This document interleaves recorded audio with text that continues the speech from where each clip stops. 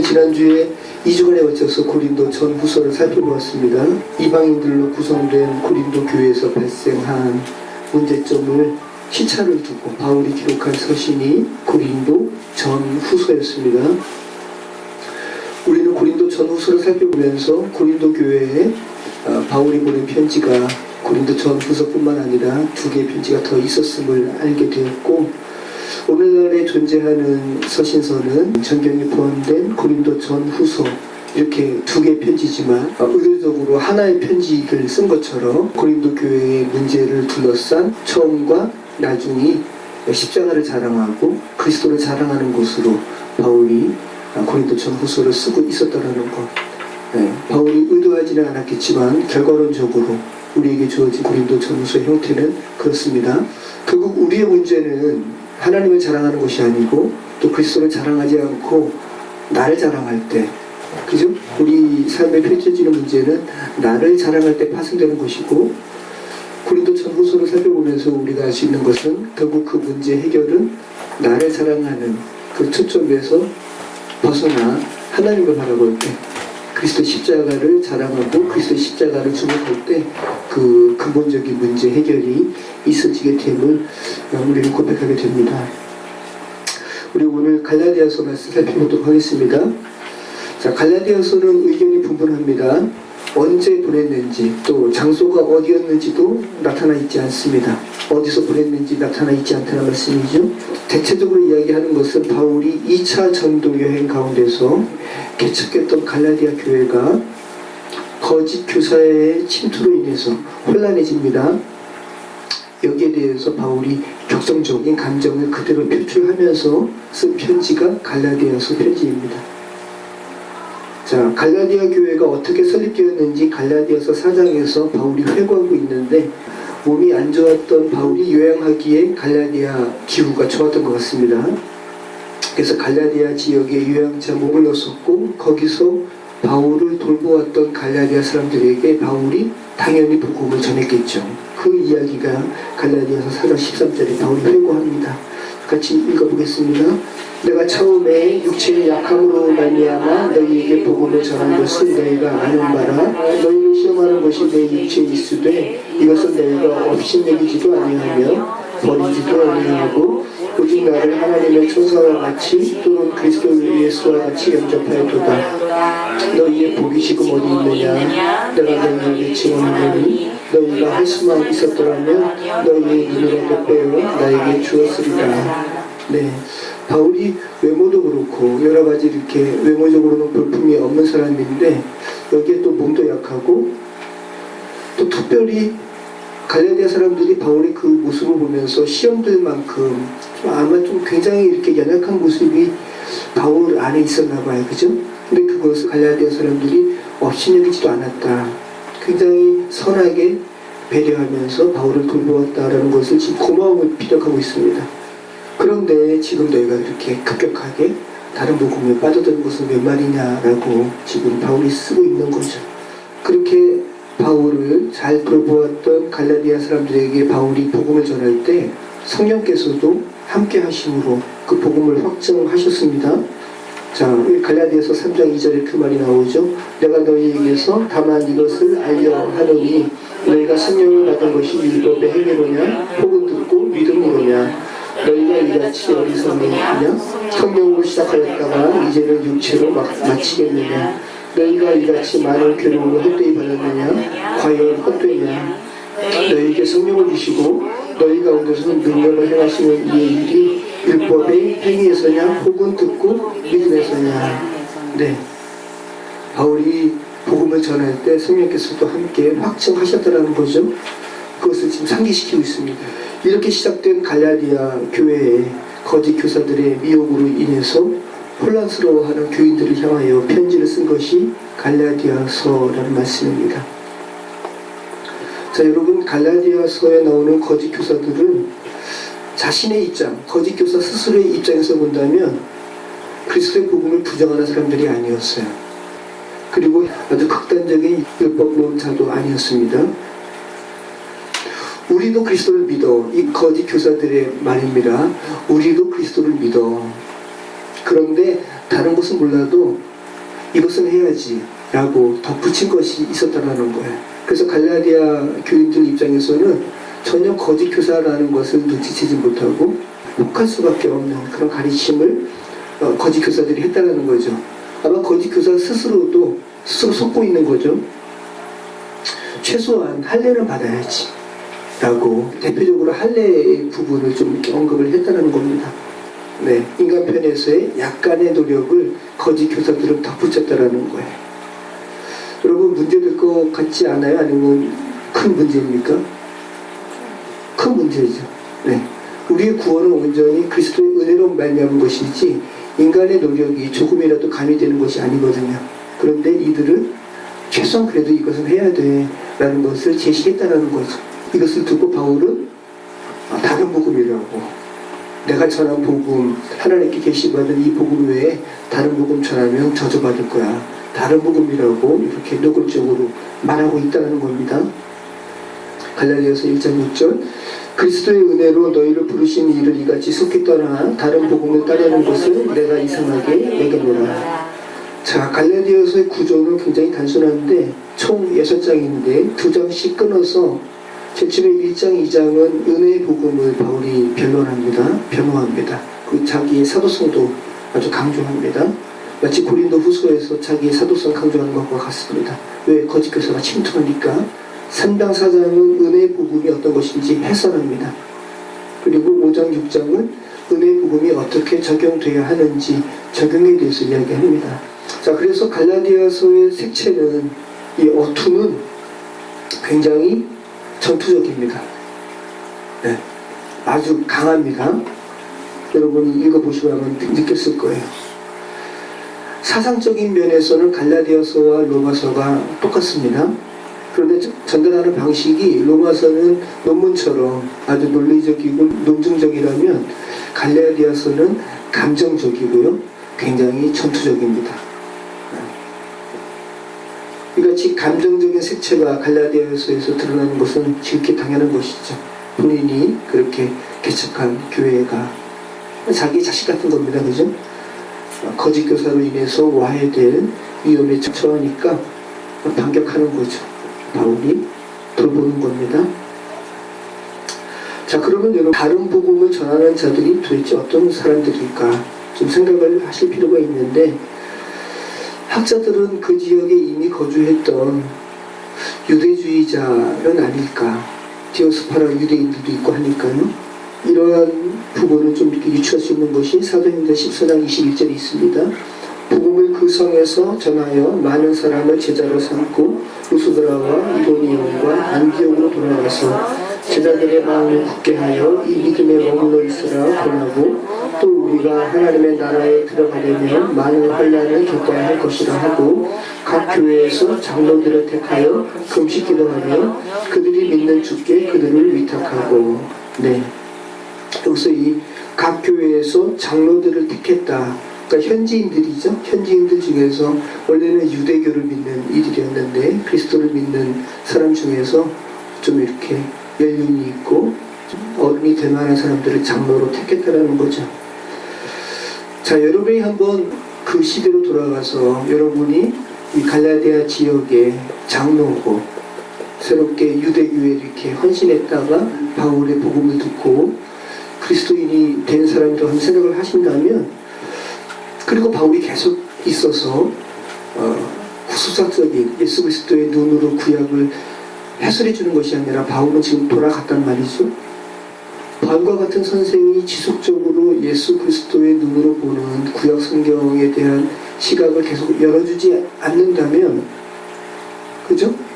어느 순간 본인들이 계속 익숙했던, 왜? 그들이 지금 보는 성경은 구약밖에 없으니까. 유대교도 구약을 보고 신약은 그때는 없었으니까. 그죠? 네. 그러니까 바울이 그렇게 보내는 편지들이 지금 모여서 신약이 된 거 아니에요. 그러니까 그들은 신약도 없단 말이죠. 그러니까 시간차를 두고 자연스럽게 유대교 비슷한 것으로 회귀될 수 있는 위험이 있는 그런 것을 우리는 생각할 수 있는 겁니다. 이러한 분위기에서 자연스럽게 그러면 바울이 전한 복음이 다가 아니구나 라고 바울에 대한 대적자들이 생겨나게 된 겁니다. 그래서 갈라디아 교회에 있었던 바울의 대적자를 두 부류로 우리가 생각할 수가 있습니다. 첫 번째는 할례를 보편화시켜서 갈라디아 교인들을 율법에 종속시키려고 하는 그런 유대주의자들, 또 하나는 이미 구원과 자유를 얻었다 너희, 그러니까 율법 폐기론자들이 또 있었다는 것이죠. 그러니까 여러분, 고린도전서에서 우리가 살펴봤던 쾌락주의도 있었고 또 금욕주의가 있었던 것과 맥락이 같죠. 네. 자, 당시 분위기가 사도행전에 잘 기록되어 있는데 베드로가 고넬료와 같은 이방인들에게 복음을 전했죠. 네. 그리고 바울과 바나바의 제1차 전도여행으로 인해서 이방인들에게 복음이 전해지는 것에 대해서 예루살렘에 있었던 유대인들이 너무나 싫어했습니다. 어떻게 이방인들에게 복음이 전해지는 거야? 이렇게 유대 그리스도인들이 걱정하게 되었다는 거죠. 그래서 그들이 최소한 이방인들도 그러면 할례 같은 최소한의 율법을 따라야 되지 않나? 이러한 생각을 했다는 겁니다. 자, 이들은, 그러니까 예루살렘 안에 있었던 유대인들, 그리스도인들은 어쩌면 개종한 바리새인들, 또 제사장 전통을 강하게 받은 그런 사두개파 영향을 받은 이들일 수 있습니다. 그 부분은 우리가 사도행전 통해서 알 수가 있는데, 사도행전 15장 5절 말씀, 바리새파 중에 어떤 믿는 사람들이 일어나 말하되 이방인에게 할례를 행하고 모세의 율법을 지키라 명하는 것이 마땅하다 하니라. 이렇게 말하는 자는 바리새인이었다는 거죠. 그런데 그리스도인이 되었습니다. 하지만 여전히 율법적인 요소가 있어서, 그래, 예전에는 우리가 이방인 취급도 안 했지만 그들도 하나님께서 하나님의 백성으로 받아주신다. 하지만 할례를 행해라 라고 이야기했다는 거죠. 모세의 율법 지키게 해라 라고 이야기했다는 거예요.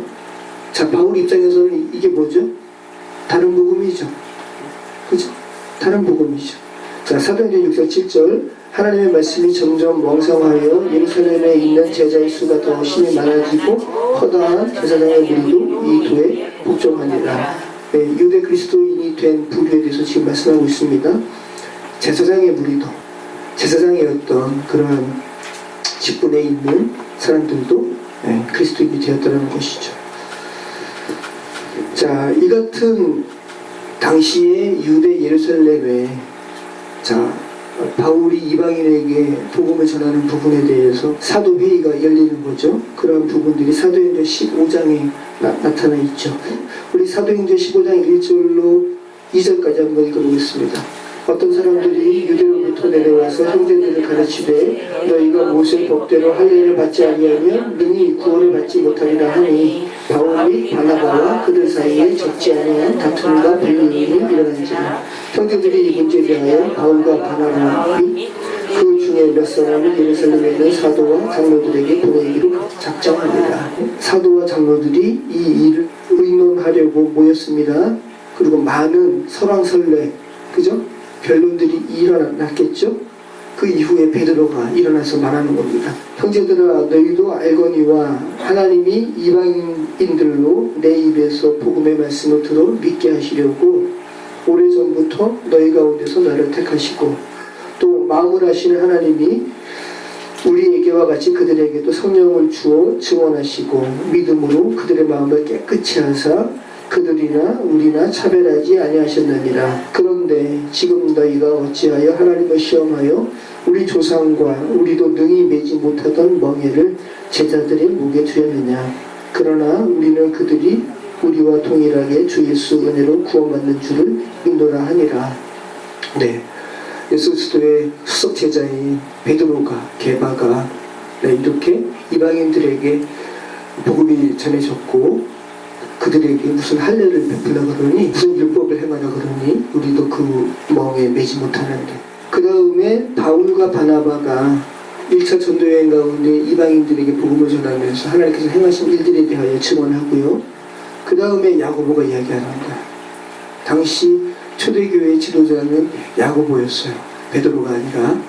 네, 야고보가 그 많은 변론과 그 많은 설왕설래 혼란스러운 상황을 야고보가 정리합니다. 야고보는 주님의 동생입니다. 예수 그리스도의 부활 승천 이후에 우리 형이 정말 메시아 맞구나 알게 되고 초대교회의 지도자가 된 거죠. 어떻게 정리합니까? 13절 말씀. 말을 마침에 야고보가 대답하여 이르되 형제들아 내 말을 들으라. 하나님이 처음으로 이방인 중에서 자기 이름을 위할 백성을 취하시려고 그들을 돌보신 것을 시므온이 말하였으니 선지자들의 말씀이 이와 일치하도다. 기록된 바 이후에 내가 돌아와서 다윗의 무너진 장막을 다시 지으며 또 그 허물어진 것을 다시 지어 일으키리니 이는 그 남은 사람들과 내 이름으로 일컬음을 받는 모든 이방인들로 주로 찾게 하려 함이라 하셨으니 즉 예로부터 이것을 알게 하시는 주의 말씀이 함과 같으니라. 그러므로 내 의견에는 이방인 중에서 하나님께로 돌아오는 자들을 괴롭게 하지 말고 다만 우상에 더러운 것과 음행과 목매어 죽인 것과 피를 멀리하고 편지하는 것이 옳으니. 네, 여기까지요. 자, 지금 야고보가 정리하는 겁니다. 그죠?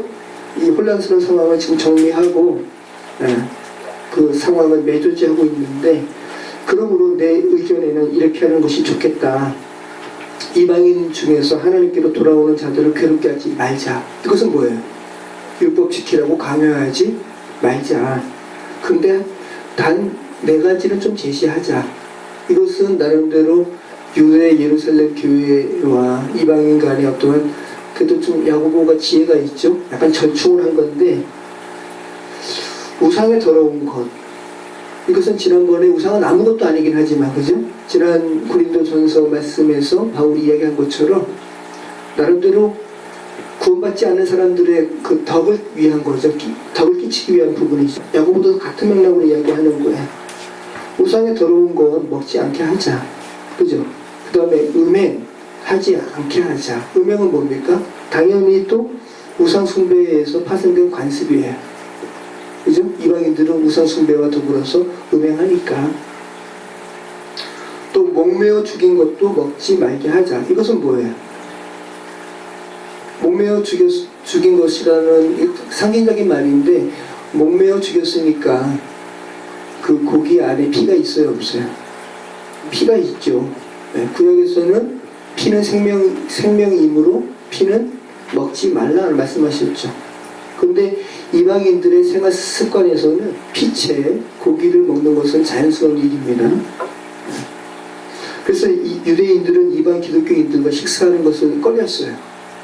그러니까 나름대로 야고보가 지혜 있게 얘기한 겁니다. 그러면 피채 고기를 먹는 것을 좀 삼가하도록 하자. 이렇게 권면했더라는 거예요. 그러니까 지금 야고보가 중재하는 이 사도회의는 이방인 기독교인들과 유대인 기독교인들을 서로 화합시키는 그런 부분이라는 거 우리가 좀 알 수가 있죠. 목매어 죽인 것과 피를 멀리하라고 편지하는 것이 좋으니 라고 지금 이야기하고 있습니다. 자, 이 같은 예루살렘에 있었던 사도회의를 통해서 크게 세 가지 영향이 끼치게 되었는데, 우선 유대인을 향한 선교, 또 이방인을 향한 선교가 정리가 되었어요. 게바는 유대인들에게로, 바울은 이방인들에게로. 바울이 그러니까 사도로 위임받았다는 겁니다. 사도의 정통성을 받게 되었다는 겁니다. 그리고 두 번째로 예루살렘 안에 바울을 향한 태도가 극명하게 갈렸습니다. 바울을 더 대적하는 유대인들, 또 야고보처럼 게바처럼 바울을 지지하는 유대인들로 크게 갈렸습니다. 자, 그리고 세 번째는요, 이 예루살렘 회의로 인해서 기독교인들과 유대인들이 대립하게 되었어요. 이 결정 이후에 예루살렘 주변에서 기독교를 전파하는 것이 힘들어졌다고 학자들은 이야기합니다. 자, 우리 한번 아까 구도 말씀드린 것처럼 갈라디아서 한번 이렇게 잠깐 살펴보겠습니다. 다 읽진 않겠습니다. 첫 번째로 1장과 2장에서는 하나님께서 내게 허락하신 복음이 어떤 것인지 변호한다 그랬죠. 자, 한번 15절부터 한번 1장 15절부터 읽겠습니다. 그러나 내 어머니의 태로부터 나를 택정하시고 그의 은혜로 나를 부르시니가 그의 아들을 이방에 전하기 위하여 그를 내 속에 나타내시기를 기뻐하셨을 때에 내가 곧 혈육과 의논하지 아니하고 또 나보다 먼저 사도된 자들을 만나려고 예루살렘으로 가지 아니하고 아라비아로 갔다가 다시 다메섹으로 돌아가노라. 아멘. 자, 이 말은 지금 바울이 이 말을 하는 이유는 뭐예요? 바울의 사도성을 본인이 지금 이야기하는 거죠, 그죠? 내가 사람들로 인해서 내가 사람들에게 배운 거 아니야 라는 겁니다. 나 그리스도께 계시받은 거야 라는 것을 지금 강조하고 있는 거죠. 그가 계시받은 다음에 내가 또 야고보와 게바 같은 사도 만나러 간 줄 알아? 나 아라비아에서 3년 동안 따로 하나님께 계시받았어 라는 것을 또 강조하고 있는 거죠. 자, 그 다음에 조금 아까 우리가 살펴봤던 것처럼 예루살렘 회의에 내가 가서 사도들에게 복음을 제시하고 사도들에게 사도성 인정받았어 라는 것을 갈라디아서 2장 1절 이하에 말하죠. 우리 7절부터 같이 읽겠습니다. 도리어 그들은 내가 무할례자에게 복음 전함을 맡은 것이 베드로가 할례자에게 맡은과 같은 것을 보았고 베드로에게 역사하사 그를 할례자의 사도로 삼으신 이가 또한 내게 역사하사 나를 이방인의 사도로 삼으셨느니라. 네, 사도들도 인정했어. 나를 이방인의 사도로 주께서 삼으신 것을 이라고 이야기하는 거죠. 자, 그리고 베드로도 내가 책망했어 라는 것을 이야기합니다. 그죠? 11절 말씀 같이 있습니다. 게바가 안디옥에 이르렀을 때 책망받을 일이 있기로 내가 그를 대변하여 책망하였노라. 야고보에게서 온 어떤 이들이 이르기 전에 게바가 이방인과 함께 먹다가 그들이 오매 그가 할례자들을 두려워하여 떠나 물러가매 남은 유대인들도 그와 같이 외식하므로 바나바도 그들의 외식에 유혹되었느니라. 그러므로 나는 그들이 복음의 진리를 따라 바르게 행하지 아니함을 보고 모든 자 앞에서 게바에게 이르되 내가 유대인으로서 이방인을 따르고 유대인답게 살지 아니하면서 어찌하여 억지로 이방인으로 유대인답게 살게 하려느냐 하였느라. 이해되시죠? 네. 게바가 바울의 전도 거점인 안디옥에 왔다가 게바는 베드로는 이방인들과 스승 없이 식사도 하고 그랬단 말이죠. 그런데 그 이방인 기독교인들과 같이 식사하다가 누가 왔다라는 거야. 아주 예루살렘의 기둥 같은 야고보, 그죠? 예루살렘의 초대 예루살렘 교회의 지도자인 야고보가 보낸 몇 사람이 할례를 주장하는 사람들이죠. 이 사람들이 오니까 흠칫한 거죠. 그래서 함께 먹다가 그들을 두려워해서 떠났다. 그랬더니 남은 유대인들도 어떻게 한 거예요? 베드로마저 그러니까 남은 유대인들도 좀 외식했다라는 거죠. 그리고 또 누구도 영향을 받았다고 이야기해요? 바나바마저도. 그러니까 바울이 너무 화가 난 거예요. 그래서 사람들이 보는 앞에서 바울에게 면박쳤다라는 거죠. 너가 지금 그리스도인이 되어서 유대인이지만 유대 율법 다 지키지 않으면서 어떻게 이방인들이 그 율법적인 부분에 영향받도록 너가 행동하니? 라고 이렇게 책망했다는 겁니다. 자, 15절 말씀 같이 있습니다. 우리는 본래 유대인이요 이방 죄인이 아니로되 사람이 의롭게 되는 것은 율법의 행위로 말미암음이 아니요 오직 예수 그리스도를 믿음으로 말미암는 줄 알므로 우리도 그리스도 예수를 믿나니 이는 우리가 율법의 행위로서가 아니고 그리스도를 믿음으로써 의롭다 함을 얻으려 합니다. 율법의 행위로는 의롭다 함을 얻을 육체가 없느니라. 그러니까 갈라디아서와 로마서는 사상이 같습니다. 그죠? 당연히 같은 거죠. 같은 사람이 썼고 같은 시기에 썼고 근데 단지 배경이 다르니까 격전적인 것과 논리적인 것이 다르지만 이 내용 그대로 로마서 3장 20절에 바울이 이야기하잖아요. 같이 읽겠습니다. 그러므로 율법의 행위로 그의 앞에 이롭다 하심을 얻은 육체가 없나니 율법으로는 죄를 깨달음이니라. 네. 자, 두 번째로 3장과 4장에서 은혜의 복음을 바울이 해설합니다. 자, 그런데 3장과 4장에서 은혜의 복음을 해설하면서 아브라함을 바울이 예로 들거든요. 자, 아브라함을 예로 드는 이유는 거짓 교사들이 아브라함을 들어서 창세기 17장에서 하나님께서 아브라함을 열방의 아버지가 될 것을 말씀하시고 할례로 그 언약 징표로 삼으셨다라는 부분을 제시함으로써 너희 이방인들아 너희 그래 하나님께서 말씀하신 하나님의 자녀가 되는 열방에 포함되는데 이 창세기 17장 봐 여기에 그 언약의 징표로 할례받게 하셨거든. 이 부분을 제시하면서 갈라디아 교회에 있는 이방인 그리스도인들을 미혹했다는 거거든요.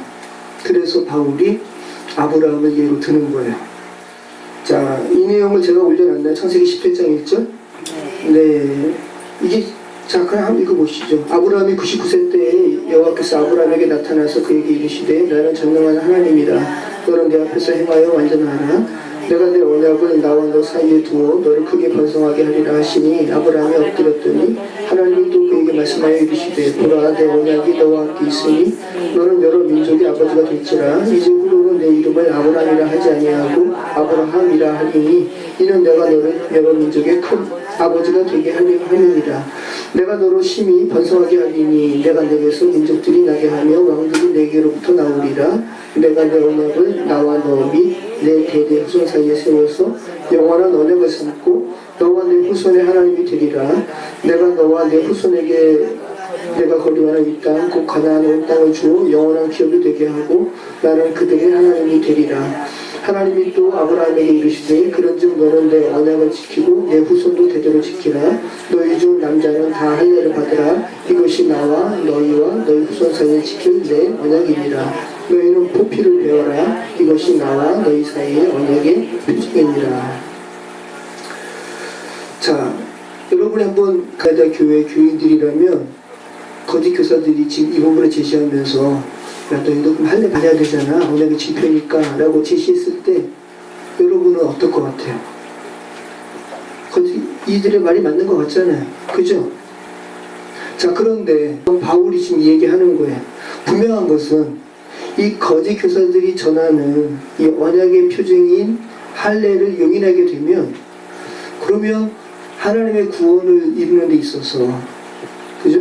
하나님의 은혜 외에 할례라는 율법의 행위를 덧붙여야 되는 것을 용인하는 거잖아요. 그죠? 네. 그러면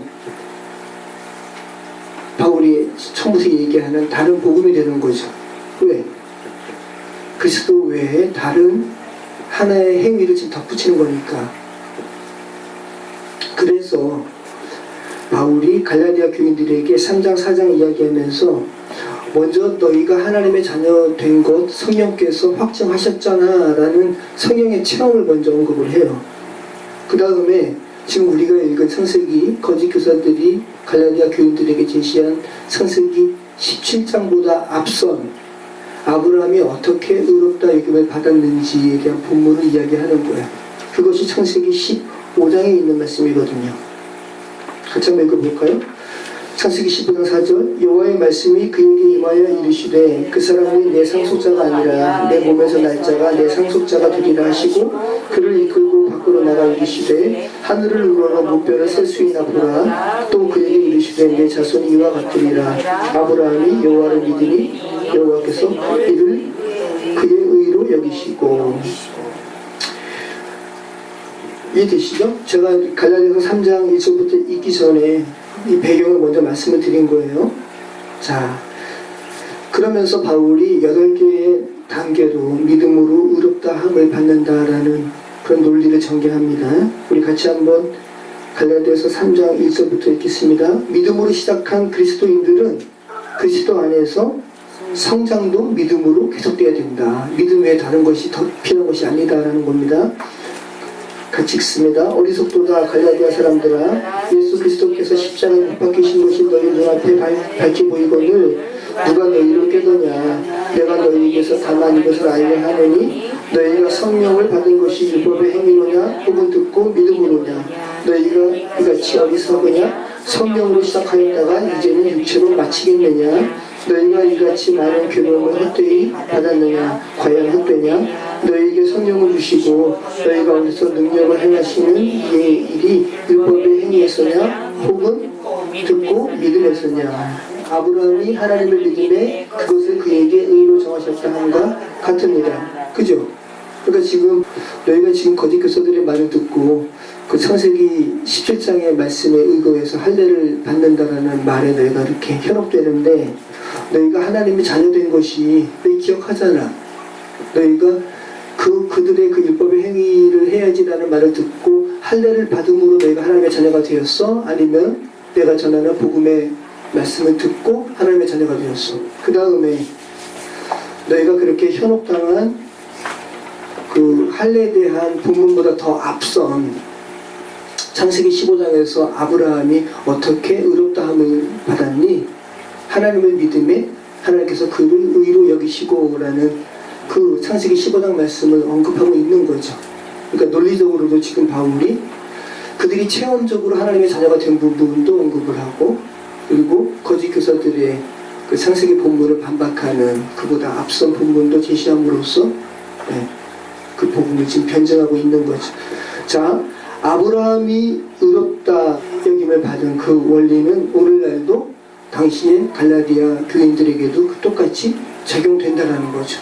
율법의 행위로 너희가 의롭다 여김을 받는 것이 아니라 하나님을 믿음으로, 그런즉 믿음으로 말미암는 자들은 하나님의 자손인 줄 알지어다. 또 하나님이 이방을 믿음으로 말미암아 의로 정하실 것을 성경이 미리 알고 먼저 아브라함에게 복음을 전하되 모든 이방인이 너로 말미암아 복을 받으리라 하였느니라. 그러므로 믿음으로 말미암는 자는 믿음이 있는 아브라함과 함께 복을 받느니라.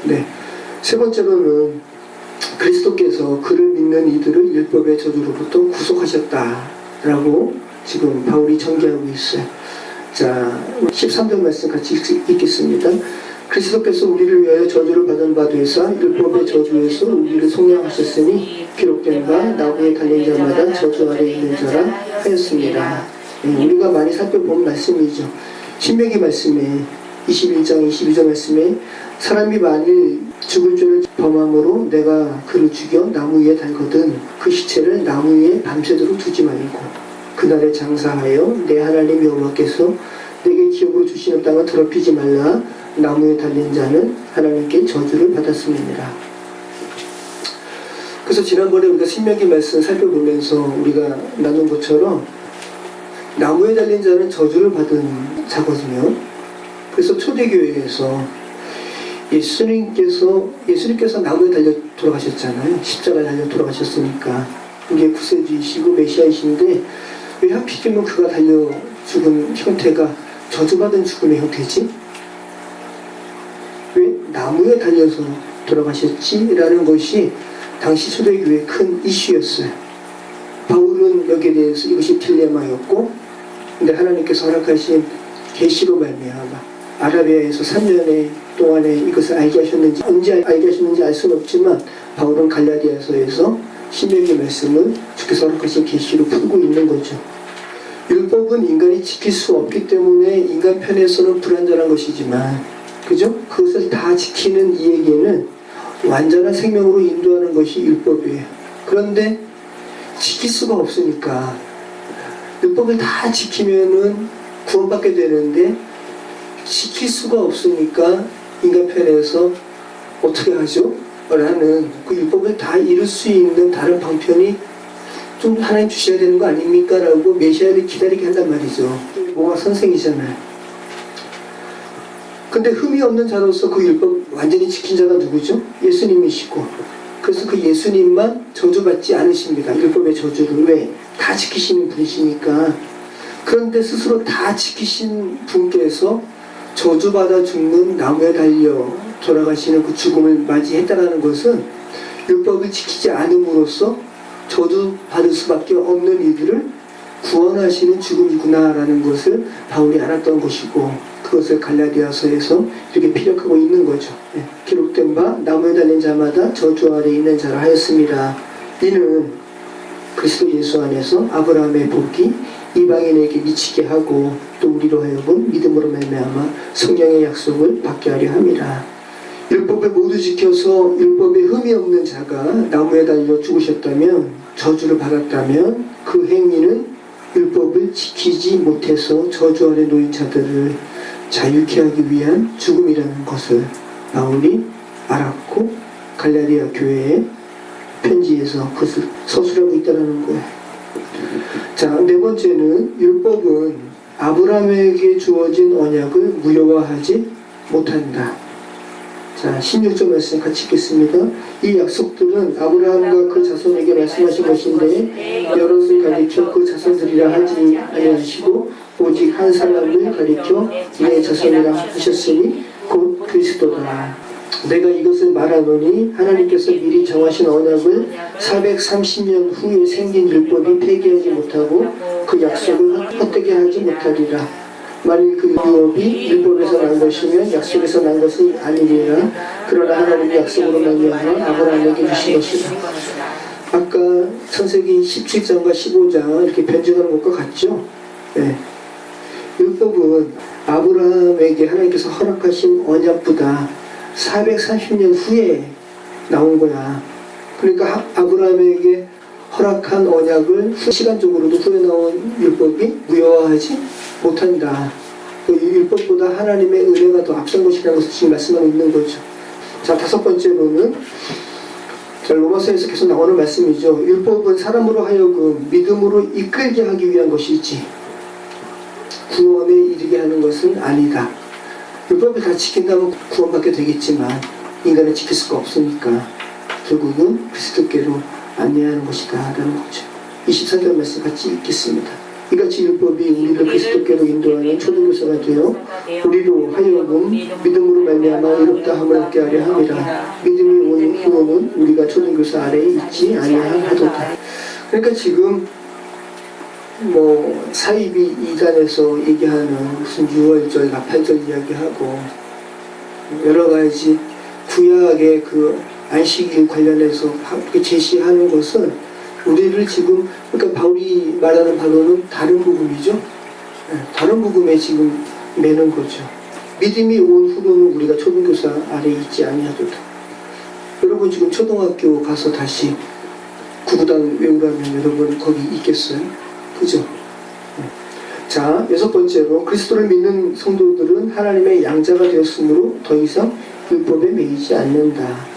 자, 4절 말씀. 때가 참에 하나님이 그 아들을 보내사 여자에게 나게 하시고 율법 아래에 나게 하신 것은 율법 아래에 있는 자들을 성령하시고 우리로 아들의 명분을 얻게 하려 하십니다. 너희가 아들이므로 하나님이 그 아들의 영을 우리 마음 가운데 보내사 아빠, 아버지라 부르게 하셨느니라. 그러므로 내가 이후로는 종이 아니요 아들이니 아들이면 하나님으로 말미암아 유업을 받을 자니라. 율법에 매이지 않는다. 너희는 하나님의 자녀다라는 거죠. 일곱 번째로 바울이 또 이야기합니다. 갈라디아 교인들아 이제 모순을 좀 깨달아라. 그리고 다시 종의 멍에를 매지 말고 그리스도 안에서 자유를 다시 되찾아라. 라고 이야기합니다. 8절 말씀. 그러나 너희가 그때에는 하나님을 알지 못하여 본질상 하나님의 아닌 자들에게 종노릇 하였더니 이제는 너희가 하나님을 알 뿐 아니라 더욱이 하나님이 아실 바 되었거늘 어찌하여 다시 악하고 천박한 초등 학문으로 돌아가서 다시 그들에게 종노릇 하려 하느냐. 종노릇 하지 말고 자유하라 라는 거죠. 이어서 이야기하잖아요. 너희가 날과 달과 절기와 해를 삼가 지킨다. 지금 사이비들이 하는 것과 똑같습니다. 그죠? 자, 그리고 여덟 번째로 하갈과 사례의 예를 들어서 율법의 행위가 은혜 아래 종속되어야 함을 지금 여덟 번째로 바울이 말합니다. 이거 다 읽을까요? 잠깐만 읽어볼까요? 내게 말하라. 율법 아래에 있고자 하는 자들아 율법을 듣지 못하겠느냐? 기록된 바 아브라함에게 두 아들이 있으니 하나는 여종에게서 하나는 자유하는 여자에게서 낳다 하였으며 여종에게서는 육체를 따라 낳고 자유 있는 여자에게서는 약속으로 말미암았느니라.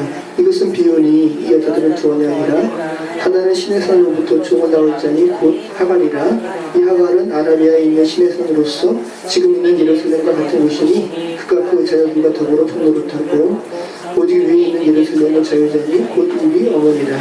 네. 자, 그래서 두 아들이 한 아들은 누구라는 거예요? 이스마엘을 얘기하고 또 한 아들은 이삭을 얘기하는 거야. 이스마엘은 종의 아들이죠. 이스마엘의 어머니는 누구예요? 하갈이죠. 그리고 이삭은 자유하는 자의 아들이죠. 사레의 아들입니다. 자, 그런데 여러분이 창세기 16장 여러분 기억을 더듬어 보신다면 이스마엘이 이삭을 희롱하는 거예요. 그러니까 사레가 너무 화가 났어. 사라가 화가 났어요. 그래서 하갈을 학대하는 겁니다. 그래서 지금 현대 인권을 얘기하는 부분으로 본다면 다른 부분으로 해석될 여지가 있지만 바울은 구속사적으로 해석하는 거죠. 바울이 이야기하는 거예요. 종은 자유자의 보속당한 것이 맞다라고 이야기하는 거예요. 왜? 행위와 은혜를 지금 바울이 이야기하는 거니까. 16장 8절 말씀에 이렇게 하죠. 그래서 하갈이 사례를 피해서 도망하잖아요. 도망하다가 하나님의 사자를 만나죠. 하나님의 사자가 하갈에게 뭐라 그래요? 이렇게 얘기해요.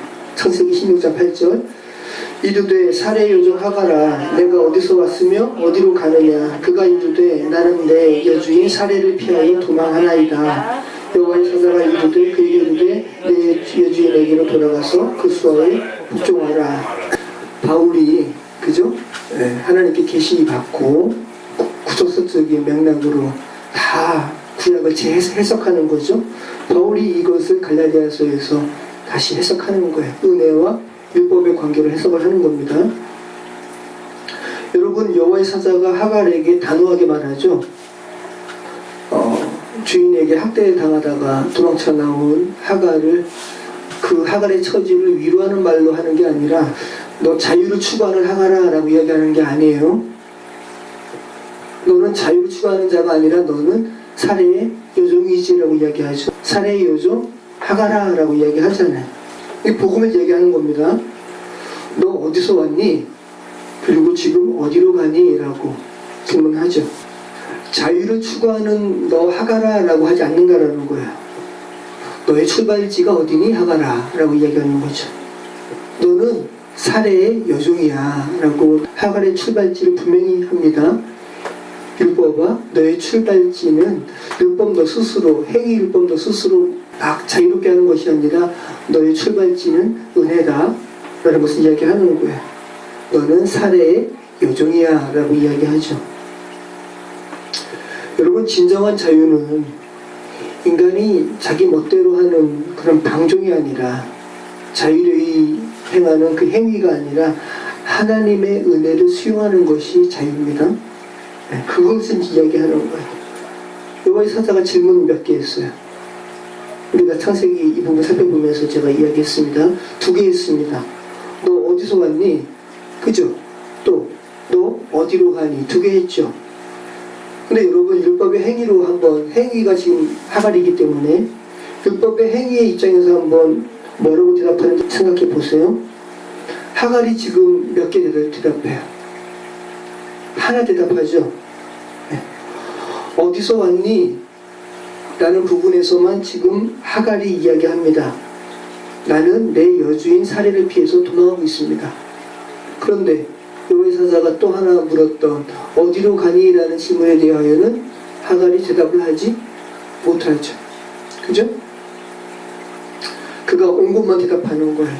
저는 저의 여주인 사례에게서 도망하고 있어요. 근데 어디로 가는지는 모릅니다 라고 이야기하는 거죠. 하나님의 은혜에서 비롯된 것을 인지하지 못하는 행위율법은 그죠? 그 종착지를 대답할 수가 없는 거죠. 그러니까 지금 행위를 이야기하고 여러 가지 사람들이 보기에 눈에 혹하는 여러 가지 의식을 주장하고 강조하는 것의 종착지는 지금 그들도 모르는 거예요. 그냥 그거 하는 게 그냥 만족하는 겁니다.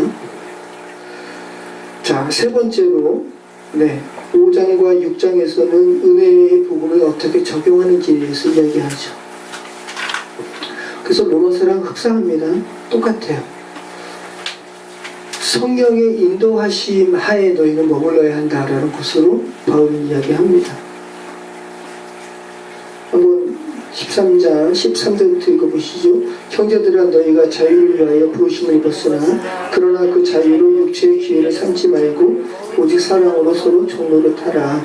온 율법은 내 이웃 사랑하기를 내 자신같이 하라 하신 말씀에서 이루어졌나니 만일 서로 물고 먹으면 피차 멸망할까 조심하라. 그리고 18절 말씀입니다. 너희가 만일 성령의 인도하시는 바가 되면 율법 아래 있지 아니하리라. 예. 바울은 계속해서 성령께로 우리를 안내해요. 예. 우리가 성령의 지배 아래 있는 것이 참 드물기 때문에 성령을 자꾸 이야기하는 것이, 바울이 참 학자고 논리적으로 잘 이야기하다가 성령을 자꾸 언급하니까 성령의 지배 아래 있지 않는 것이 대다수인 저와 여러분은 뜬구름 잡는 것 같습니다. 그죠? 그런데 바울은 성령을 이야기하는 거예요. 자, 그리고 새로 지으심을 받는 것만이 중요하다라고 이야기하죠. 15절 말씀, 할래나 무할래나 아무것도 아니로되 오직 새로 지으심을 받는 것만이 중요하니라.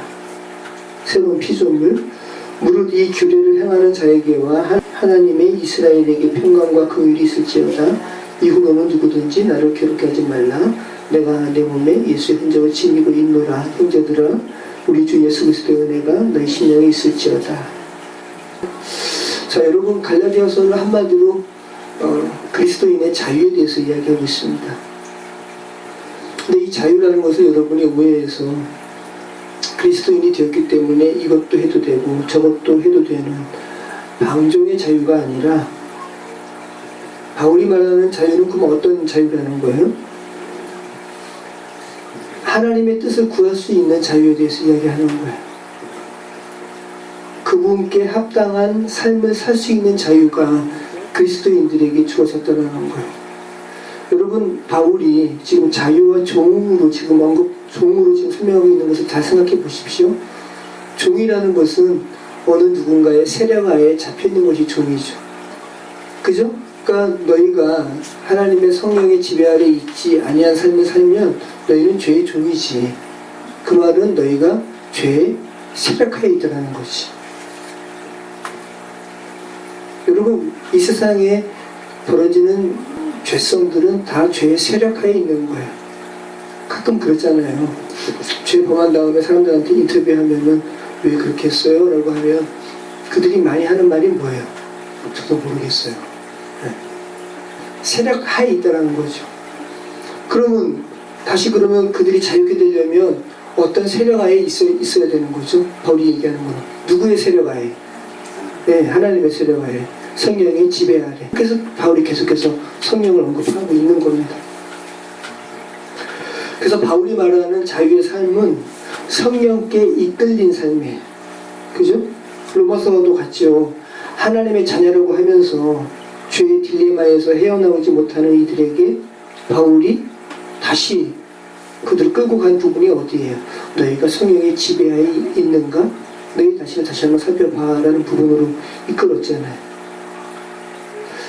그리스도인의 자유란 자기 마음대로 하는 자유가 아니라 성령의 지배하에 있는 것이 자유야.